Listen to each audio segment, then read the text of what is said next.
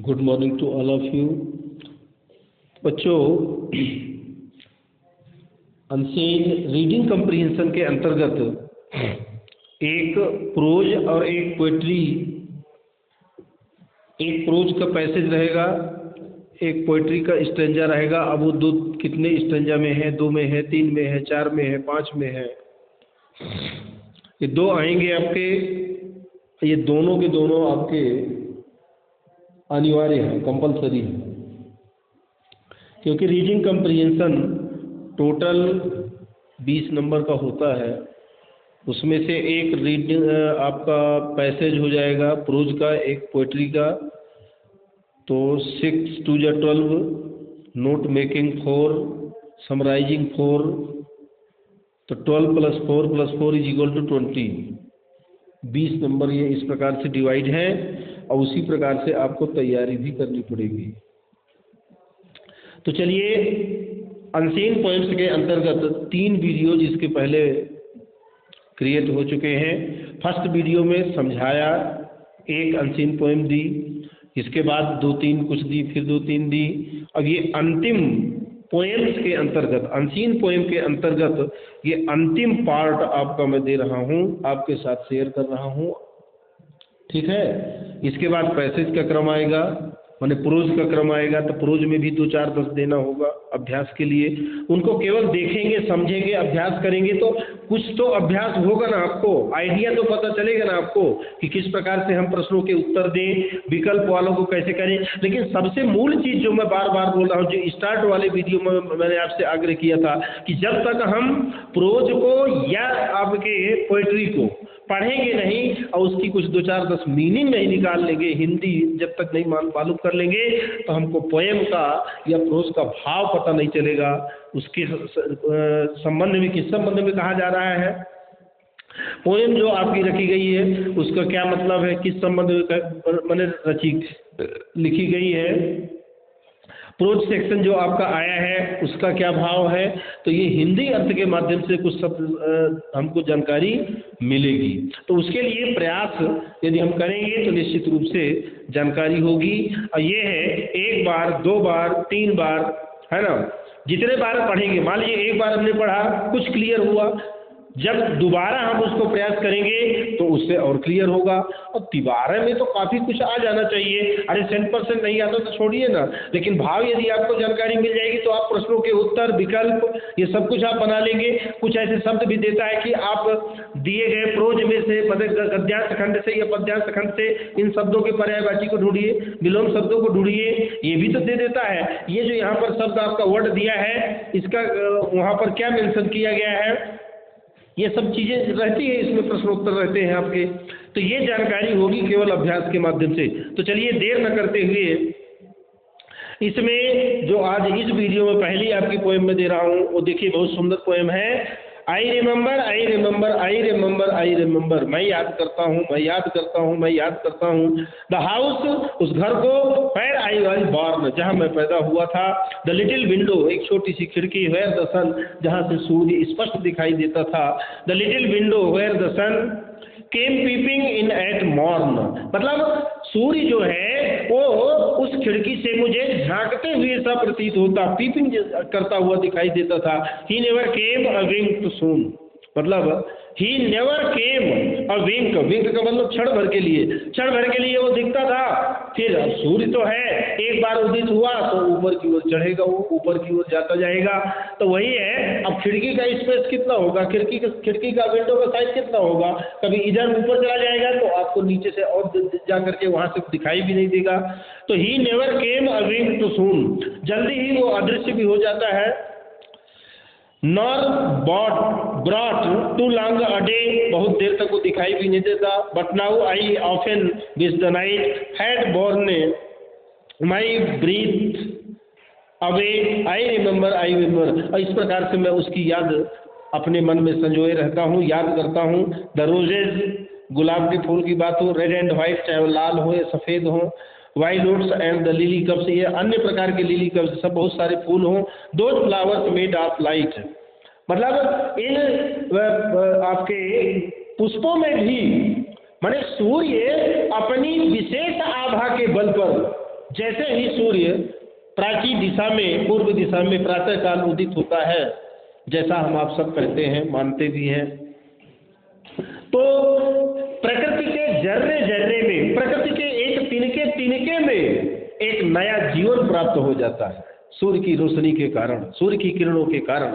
तो वही कहा गया कि चाहे वो किसी भी प्रकार का फूल हो, लेकिन एक नया जीवन प्राप्त कर लेता है, उसमें एक नई चमक दिखने लगती है, प्रकाश दिखने लगता है। The lilies where the robin built, robin पक्षी जहाँ पर बैठता है, रॉबिन पक्षी है ना, वो लिली का पौधा क्यों ना हो। And where my brother set, और जहाँ मेरा भाई बैठता है। The laburnum on his birthday, laburnum ये भी अमलतास इसको कहते हैं, अमलतास का एक पेड़ होता है। On his birthday the tree is living at, I remember the tree is living at, मतलब वो अमलतास का पेड़ आज भी जीवंत है, और इस प्रकार से मैं उनको भी याद करता हूँ। The tree is living at, I remember. Where I was used to swing, जहाँ मैं झूला करता था, जहाँ पर and thought the air must rush and fresh, जहाँ पर ताजी हवा आती थी, ताजी हवा का मैं आनंद लेता था। To swallows on the wing, swallows का मतलब होता है गाने वाले पक्षी, swallow गाने वाला पक्षी कहलाता है। On the wing, my spirit flew in feathers then, that is so heavy now, और इस प्रकार से उनके जो विंग फीदर्स होते हैं, उनके जो पंख होते हैं, माई स्पिरिट है ना, फ्लू, मेरी जो स्पिरिट है, मेरी जो भावनाएं हैं, मेरी जो आत्मा है, वो किसके पंखों को लगा करके, flew in feathers then that is so heavy now, आत्मा माने कल्पना के परों को लगा करके, कल्पना के परों को लगा करके ये जो मेरा चिंतन है, मेरा मन है, वो उड़ने लगता है। Where I was used to sing and thought the air must present the swallow that is so heavy and summer pools could hardly cool, और गर्मी के जो पूल्स होते हैं वो could hardly cool, बहुत कठिन से कूल रहते हैं, समर में, गर्मी में तेज गर्मी पड़ती है। The fever on my brow, I remember, और ऐसा लगता है उस तेज गर्मी में कि जैसे बुखार का अनुभव होता है, ज्वर का अनुभव होता है, ऐसा इन दिनों को याद करता हूँ। The fir trees dark and high, जो फर के पेड़ हैं वो बहुत ही डार्क हैं और ऊंचे ऊंचे हैं। I used to think their cylinder tops, cylinder का मतलब पतले और कमजोर उनकी छोटी छोटी शाखाएं। पैर क्लोज अगेंस्ट द स्काई, जहाँ से इतने ऊंचे हैं कि वहाँ से लगता है कि आकाश बहुत नजदीक है। It was a childish ignorance, ये एक छोटे से बच्चे की बचपने की ये इग्नोरेंस है जो, but now it is little Joy, लेकिन इससे आनंद जरूर प्राप्त होता है। टू नो, ये जानकर, I am further off from heaven than when I was a boy, जब मैं एक छोटा सा लड़का था तो मैं इस प्रकार की कल्पनाएं करता था और अपने आप में आनंदित होता था। थॉमस हुड के द्वारा कंपोज की गई ये रचना है आपकी, जो मैंने आपके सामने कुछ थोड़ा बहुत भाव के रूप में मैंने बताने का प्रयास किया है। अब इसके क्वेश्चन आंसर में चलते हैं। Answer this question, choose the most appropriate option. The poet remembers his village, his house, his town, neighbourhood. ये तो अभी आपने पोएम में पढ़ा, हाउस को याद करता है। द सन केम पीपिंग इन, सूर्य जो है वो कहाँ से झांकता हुआ प्रतीत होता है, तो थ्रू द लिटिल विंडो, जो उसके घर में विंडो खिड़की है। द फर ट्रीज वर, फर के जो पेड़ हैं वो कैसे थे, तो डार्क एंड हाई थे। ये सब पोएम से पढ़ करके सब निकलेगा आपका। Answer the following questions briefly, बहुत कम शब्दों में, संक्षेप में, ब्रीफली का मतलब संक्षेप में निम्न प्रश्नों के उत्तर दीजिए। How does the poet remember his childhood, तो इसका उत्तर देख लीजिए। The poet is nostalgic about his childhood. Second question आपका, how did the light of the sun enter, तो उसका उत्तर, the light of the sun came peeping in through the little window. Question number 3, was the day too long, no the day was not too long. Question number 4, name 3 flowers that are mentioned in the poem, उन 3 फूलों के नाम बताइए जिनका कविता में उल्लेख किया गया है, उल्लेख हुआ है। The flowers mentioned in the poem are roses, violets और लिलीज। इसके बाद 5th number, which tree is still living, वो कौन सा पेड़ है जो अभी भी स्टिल लिविंग, जो आज भी जीवंत है। The laburnum tree is still living. Question number 6, Which trees had their slender tops? कौन सा ऐसा पेड़ है जिसके की जो टॉप्स हैं वो सिलेंडर है, बहुत ही माने क्या पतले और कमजोर हैं? तो first had there cylinder tops, ये हुआ आपका। इसके बाद सी नंबर में देखिए, find words from the passage which mean, मतलब आपको पैसे माने स्ट्रेंजा से जो पोएम के स्ट्रेंजाज हैं उनमें से इनके साइनोम्स या माने आपको ढूंढ करके रखने हैं। सिंगिंग बर्ड्स क्या कहलाते हैं? तो स्वालोज कहलाते हैं। स्लिम किसके लिए कहा गया है? तो सिलेंडर, स्लिम का मतलब सिलेंडर मतलब पतले और कमजोर, ठीक है। चलिए अगला आपके साथ में शेयर कर रहा हूं मैं। I wandered lonely as a cloud, मैं विचरण करता हूँ अकेले, लोनली अकेले, एज अ क्लाउड एक बादल की तरह। सब देखिए कविता एक काल्पनिक कुछ इस प्रकार से मन को भाव को ले करके रचनाकार के द्वारा अपने क्या भाव के परों को उड़ा माने भाव के परों के माध्यम से फीचर्स के माध्यम से वो कल्पना जगत में विचरण करता है। I wandered lonely as a cloud, lonely माने अकेला। I wandered lonely as a cloud that floats on high over vales and hills, when all at once I saw a crowd, a host of golden daffodils, beside the lake, beneath the trees, fluttering and dancing in the breeze, continuous as the stars that shine and twinkle on the Milky Way. They stretched in never-ending line along the margin of a bay. The thousand saw I at a glance, tossing their heads in sprightly dance. The babes beside them dance, but they outdid the sparkling leaves in glee. A poet could not be but gay in such a jocund company. I gazed and gazed, but little thought what wealth the show to me had brought. For oft है या often, when on my couch I lie in vacant on in pensive mood, they flash upon that inward eye which is the bliss of solitude, and then my heart with pleasure fills and dance with the daffodils. William Wordsworth की रचना है, कुछ शब्दार्थ है आपके लिए। Margin किनारा, जो आप जानते हैं कॉपी में भी मार्जिन निकला रहता है, जहाँ प्रश्न क्रमांक 1 प्रश्न क्रमांक 2 है ना, मार्जिन, उसको इंग्लिश में मार्जिन कहते हैं उसको, और हिंदी में उसको बोलते हैं। अब हिंदी में चूंकि अब भले ही शब्द है उसका हाशिया, हाशिया, अब हाशिया ये हिंदी शब्द नहीं है, तो क्या होता है कि चाहे वो आपका उर्दू शब्द हो, चाहे फ्रांसीसी हो, चाहे अरबी हो, लेकिन हिंदी में लगातार प्रयोग किए जाने के कारण हम उनको बोल देते हैं कि हिंदी में इसको कहते हैं हाशिया, जो आपका छोड़ा जाता है लेफ्ट साइड में, उसी को मार्जिन बोलते हैं। ग्लांस का मतलब झलक या सरसरी दृष्टि, ग्ली प्रसन्नता या हर्ष, गेज्ड टकटकी लगाकर देखना, पेंसिव विचार मग्न, और सॉलिट्यूड एकांत, ठीक है। तो इसमें कल्पना लोक में विचरण करने की बात कही गई है। तो कब रचनाकार कहते हैं कि आई वंडर्ड, है ना, मैं विचरण किया, घूमा, लोनली अकेला, एज अ क्लाउड, एक बादल की तरह मैं पूरे चतुर्दिक में घूमा हूँ। That floats on high over valley, चाहे वो पहाड़ी की चोटी हो, चाहे नदी का ऊपरी हिस्सा हो, चाहे नदी के दोनों किनारे हो, कोई भी ऐसा स्थान नहीं जहाँ कि मैंने विचरण न किया हो। चाहे वो झील का निचला किनारा हो, लेक बीनीथ माने नीचे, पेड़ होते नीचे, पेड़ होते टॉप्स में, है ना, और चाहे मिल्की वे क्यों ना हो, स्टार्स क्यों ना हो, वहाँ हर जगह मैंने विचरण किया, देखा।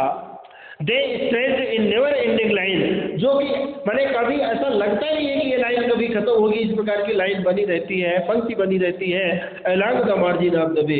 इस प्रकार से जो झील का किनारा है, वो झील के किनारे किनारे, नदी के किनारे किनारे मैं चलता जाता हूँ, तो एक लाइन सी पंक्ति सी बनी रहती है, और वो एंडलेस है आपका।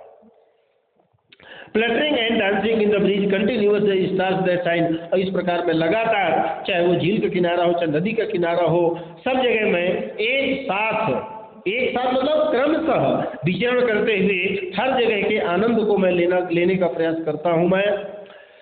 Out did the sparkling leave easily a poet could, और हर जगह जा करके उस प्राकृतिक सुंदरता को, जो प्राकृतिक छटा है, जो अप्रतिम सौंदर्य है प्रकृति का, उस अद्भुत सुंदरता को मैं निहारता हूँ नजदीक से, एक क्लाउड के रूप में, बादल के रूप में, और अत्यधिक ग्ली का मतलब होता है प्रसन्नता या हर्ष का अनुभव करता हूँ। इस प्रकार से आई गेज्ड एंड गेज्ड, जब मैं किसी एक निश्चित स्थान पर पहुंचता हूँ, बहुत प्राकृतिक सुंदर स्थान पर पहुंचता हूँ, तो मैं उसको टकटकी लगाकर देखता हूँ, गेज्ड निहारने का प्रयास करता हूँ, और उससे जो आनंद मुझको प्राप्त होता है उसका मैं वर्णन तो कर तो रहा हूँ, लेकिन वास्तव में वह वर्णन अप्रतिम है, उसका वर्णन नहीं किया जा सकता। कुछ इसी प्रकार के भावों को लेकर के ये कविता आपकी लिखी गई है।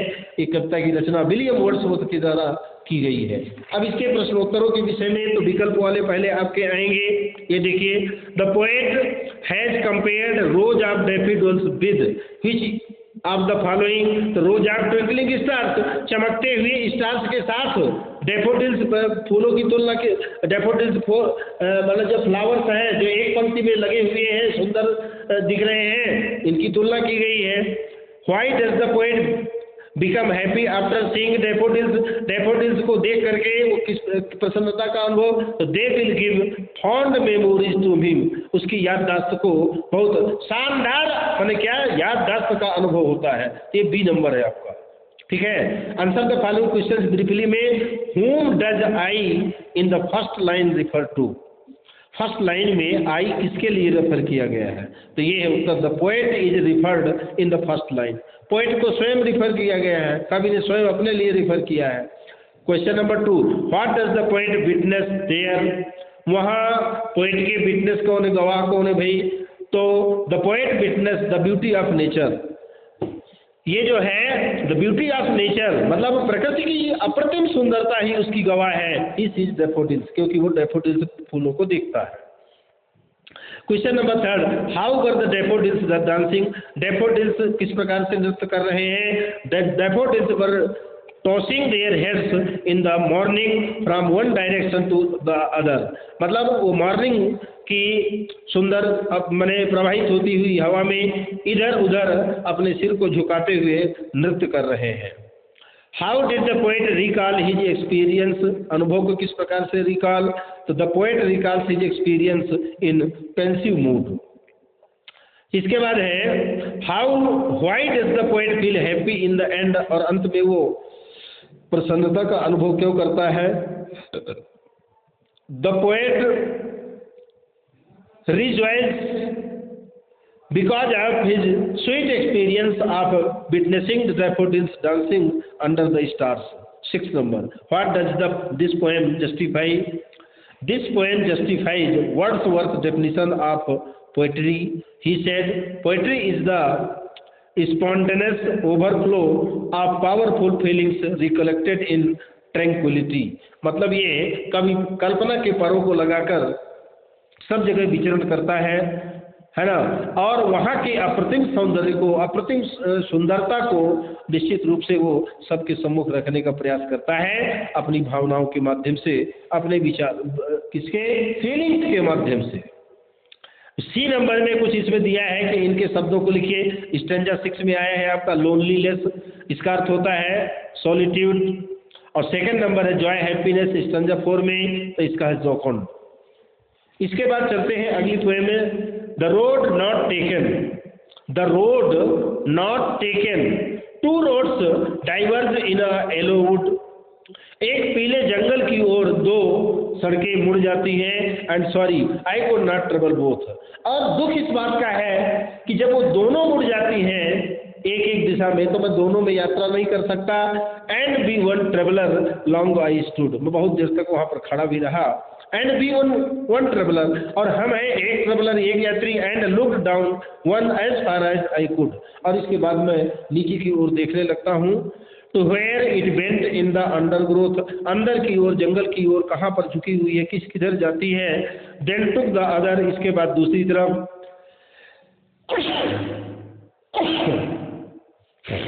As far as I could, जैसा मैं कर सकता हूँ, जितना कर सकता हूँ उतना मैं करता हूँ। To where it went in undergo just for fair, and having perhaps the better claim because it was grassy and wanted wear, क्योंकि ये हरी भरी घास से युक्त है, दोनों तरफ हरी हरी घास है इसके, जो कि बहुत अद्भुत सुंदरता को क्या अपीयर करती है, प्रतीत करती है। Though as far that the passing there had warned them really about the same, and both that morning equally lay in leaves not step had trodden black। इस प्रकार पेड़ पौधे जो उसके अगल बगल, क्योंकि सड़क जहाँ से गुजरती है तो अगल बगल बहुत सारे पेड़ पौधे भी लगाए जाते हैं।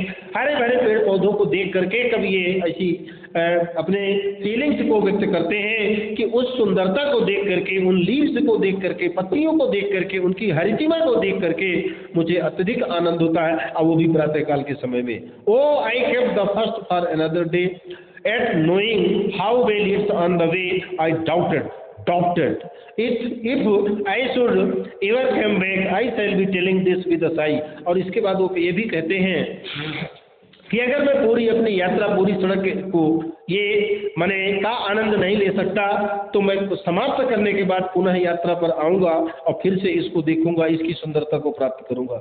Somewhere east and east hence two roads diverged in a wood and I took the one less traveled by and that has made all the difference। और इस प्रकार से जितना भी डिफरेंस, उसका अंतर है, उस अद्भुत सुंदरता को अपने मन में संजोने के लिए मैं हर समय ट्रेवल करने के लिए तैयार रहता हूँ, लेकिन लगातार ट्रेवल यात्रा जारी नहीं रखी जा सकती, उसको कहीं ना कहीं ब्रेक करना पड़ेगा और पुनः वह अवसर आता है कि हम पुनः उस यात्रा में निकल जाते हैं। यहाँ पर कुछ शब्दार्थ हैं। डाइवर्ज का मतलब विभाजित होना, बंटना, एक दूसरी दिशा में, दूसरी दिशा में। वुड का मतलब जंगल बताया था, ट्रेवलर यात्री। फेयर माने सुंदर, और क्लेम अधिकार, डिमांड जिसको कहते हैं। ग्रजी या ग्रसी घासदार। इसके बाद दो का मतलब यद्यपि या हालांकि। ले माने पड़ी हुई। ट्रोडेंट कुचलना, नो जानना, डाउट संदेह। एज माने युग, और डिफरेंस यानी परिवर्तन। क्योंकि देखिए प्रकृति में बहुत सारी चीजें हैं, प्रकृति में बहुत सारे उपादान हैं, सब अपनी अपनी सुंदरता के लिए, अपनी अपनी विशेषता के लिए जाने जाते हैं, बशर्ते हमको उनकी जानकारी जरूर होनी चाहिए। Choose the most appropriate option. पहला है what does the poet mean when he says about another road that it wanted wear। It was full of grass, nobody had used it ever। अभी तक इसका किसी ने उपयोग नहीं किया था। Why did the poet want to take the less traveled road? तो इसका उत्तर है in the hope of discovering something new। Answer the following questions। Where was the poet? इसका उत्तर देख लीजिए। The poet was in the forest where two roads diverged। मतलब वो जंगल में है यात्रा करते हुए, जहाँ दो सड़कें मुड़ जाती हैं एक दूसरे की विपरीत दिशा में। Second number, why could the poet not travel both roads? वो दोनों सड़कों पर यात्रा क्यों नहीं कर सकता? The poet was a single entity, क्योंकि वो अकेला है। He could not travel both roads at the same time, एक समय पर वो दोनों में यात्रा कैसे कर सकता है? Question number third, what was the theme of the poem?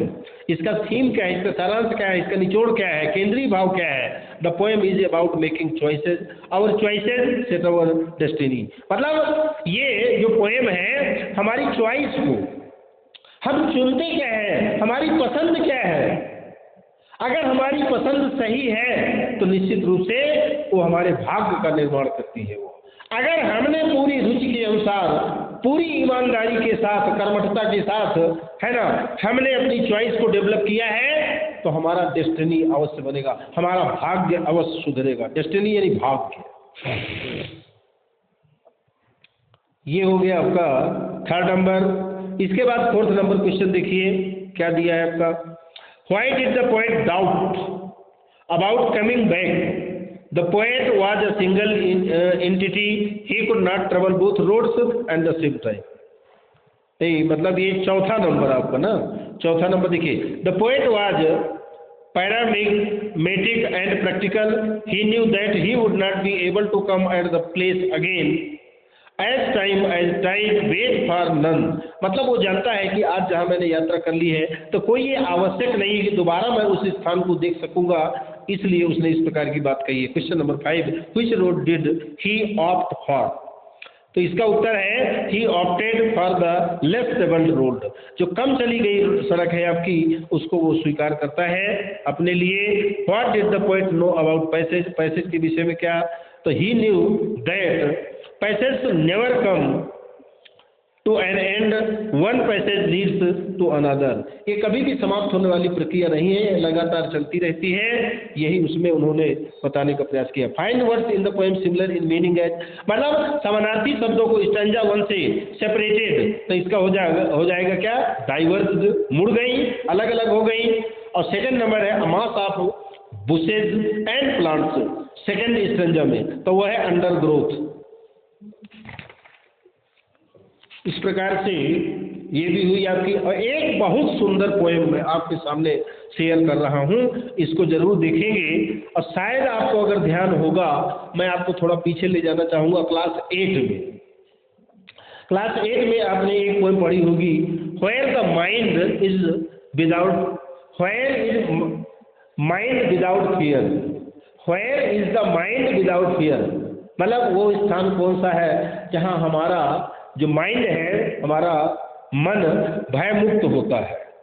तो ये क्योंकि रविन्द्रनाथ टैगोर जी की रचना है और उसी से मिलते हुए, मैंने वो जो रचना उन्होंने लिखी है उसी का वो अंश भी है, ये भी उसी का अंश है आपका। ये रविन्द्रनाथ टैगोर की फ्रीडम, स्वतंत्रता, freedom from fear is the freedom I claim for you my motherland, freedom from burden of age, bending your head, breaking your back, blending your eyes to beckoning call of the future, freedom from the sadness of slumber, wherewith you fasten yourself in night's stillness, mistrusting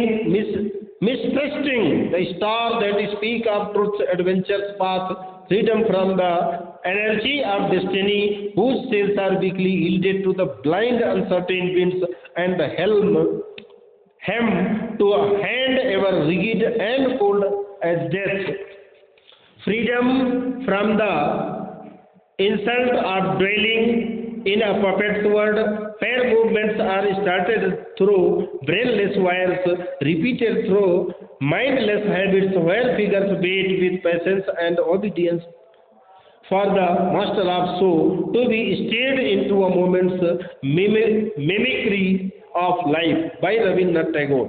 देखिए, burden of as, बहुत समय से चल रहा शोषण और दुख, bending your head, आत्मसम्मान का खोना, ब्रेकिंग योर बैक, जो तुम्हें कमजोर तथा लड़ने के अयोग्य बना रही है, ब्लेंडिंग योर आईज, देखने के काबिल न होना, फिर है बेकनिंग कॉल, इशारा करके ध्यान आकर्षित करना, सेकलेस, जंजीरें, स्लम्बर, नींद, निष्क्रियता की स्थिति, ट्रुथ्स एडवेंचरस पाथ, सच्चाई और आज़ादी की लड़ाई कठिनाइयों से भरा एक मार्ग होता है, हेल्म, जहाज की दिशा बदलने वाला पहिया, ब्रेनलेस वायर्स, वे तारे जो कठपुतलियां तो चलाती हैं पर सोच नहीं सकती, माइंडलेस हैबिट्स, कठपुतलियों को चलाने में कठपुतली वाले का दिमाग नहीं लगता, ये उसके लिए आदत की बात हो जाती है, मास्टर ऑफ शो, कठपुतलियों को नचाने वाला, और मिमिक्री, नकल करना या नकली और अस्वाभाविक जीवन। कुल मिलाकर के इस पूरी पोएम का सारांश निचोड़ मैं आपको बता दूं कि आजकल बहुत से ऐसे छद्म वाले, धोखा देने वाले बहुत सारे लोग मिल जाएंगे जो आपके अस्तित्व को नकारने का प्रयास करते हैं। आप में जो खूबी है, आप में जो विशेषताएं हैं वो उनको दिखाई नहीं देंगी, बल्कि अवगुणों की ओर दौड़ते हैं और उन्हीं अवगुणों को पकड़ करके आपको इग्नोर करते हैं और ये भी चाहते हैं कि दूसरे भी आपको इग्नोर करें, क्योंकि आप अपने समाज के लिए, अपनी मदरलैंड के लिए आप कुछ करना चाह रहे हैं। तो यही ये बात बताई गई। अब अगर थोड़ा सा हम कल्पना करें, ये फ्रीडम हमें ऐसे नहीं मिली है, ये स्वतंत्रता हमें हमारे देश की ऐसे नहीं मिली है, इसके लिए न जाने कितने मार्टर्स ने अपने आप को बेनाम उत्सर्ग कर दिया। मतलब इतिहास में मेरा नाम आए, ये मेरी रिक्वायरमेंट नहीं है। मेरी अगर कोई एम्बिशन है तो ये है कि मातृभूमि मेरी आजाद हो जाए, मातृभूमि मेरी गोरों के हाथ से हमारे हाथ में आ जाए। इन गोरों को मुझे बर्दाश्त नहीं करना है। जब इस प्रकार के हमारे अमर बलिदानी शहीदों ने अपना सब कुछ न्यौछावर कर दिया तो सारा का सारा यहाँ पर फ्री। लेकिन आज वर्तमान में अगर देखा जाए तो हम आप निगेटिविटी के शिकार हैं, नकारात्मक विचारों का सेवन करते हैं, छोटी छोटी बातों में एक दूसरे से उलझे रहते हैं। अब सोचने वाली बात है कि अगर छोटी छोटी बातों को लेकर हम एक दूसरे से लड़ाई झगड़ा करते रहेंगे, उलझे रहेंगे, तो हम कैसे अपनी मातृभूमि का विकास कर सकते हैं? एक तो 150 से 200 वर्ष लंबी गुलामी के बाद हमको ये स्वतंत्रता प्राप्त हुई है, और अगर हम छोटी छोटी बातों को लेकर के आज भी उलझे रहेंगे तो हम कैसे इसका उद्धार कर पाएंगे, कैसे इसके लिए कुछ कर पाएंगे?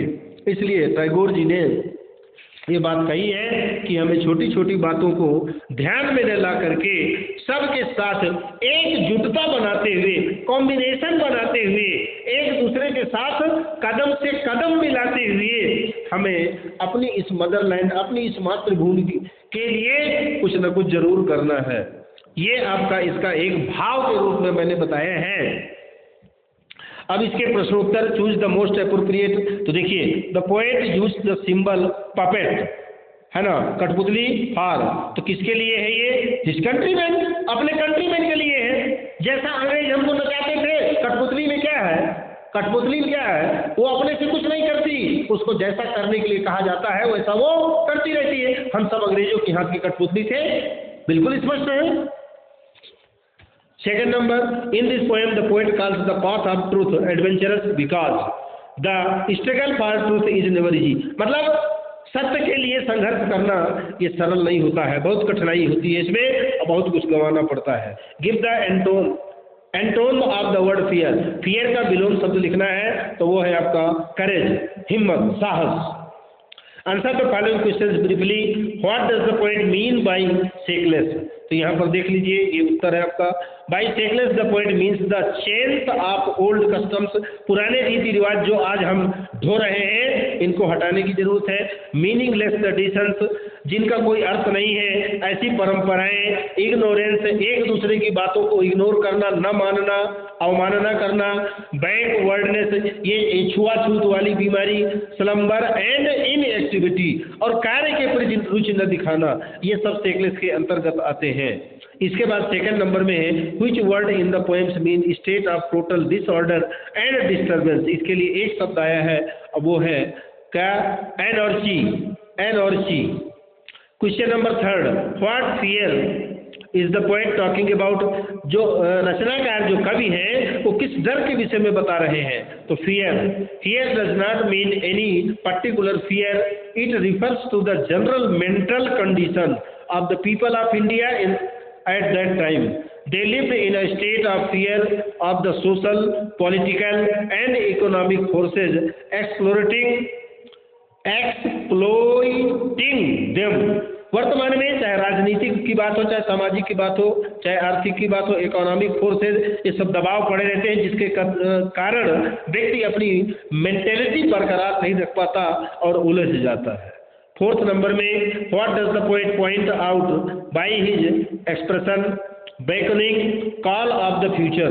ये देखिए, तो beckoning call of the future indicates the optimism of the poet. He is hopeful of a better future for his countryman. Question number 5, what is the truth of adventurous path? तो इसका उत्तर देखिए, truths adventurous path means the difficulties involved in the struggle for freedom from all kinds of exploitation. Question number 6, what does the poet mean by anarchy of destiny? तो इसका है he used these words to compare man's life to the fate of a ship. Question number 7, which figures wait for the master of show? Those puppets who are not activity in motion wait on side for the orders of the master of show. ठीक है। इसके बाद अंतिम है, why does the poet use the term mimicry for the movements of the puppets? The poet use the word mimicry to convey the idea that the life lived by Indians is artificial and unnatural. It is not life in the real sense. तो ये हो गया आपका एक, है ना। एक और सुंदर सी इसी में मैं इंक्लूड कर देता हूँ, डॉटर के विषय में है, बहुत सुंदर। To a daughter, when I taught you at 8 to ride a bicycle loping along beside you as you bobbled away on two round wheels, my own mouth rounding in surprise when you pulled ahead down the curved path of the park. I kept waiting for the thud of your crest as I sprinted to catch up while you grew smaller, more breakable with distance, pumping for your life, screaming with laughter, the hair flapping behind you like a handkerchief waving goodbye.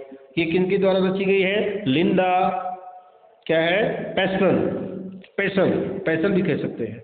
इसके शब्दार्थ देख लीजिए, लोपिंग लंबे लंबे कदमों से भागना, bubbled इधर उधर डगमगाई, इसके बाद पुल्ड आगे बढ़ी, थर्ड किसी चीज के दूसरे से टकराने की आवाज थर्ड कहलाती है, स्प्रिंटेड कम दूरी पर तेजी से भागी, ब्रेकेबल जल्दी से टूट जाने वाला, माता या पिता की चिंता का सूचक शब्द कि कहीं बच्चे को कोई चोट न लग जाए, ये चिंता माता पिता को बराबर लगी रहती है।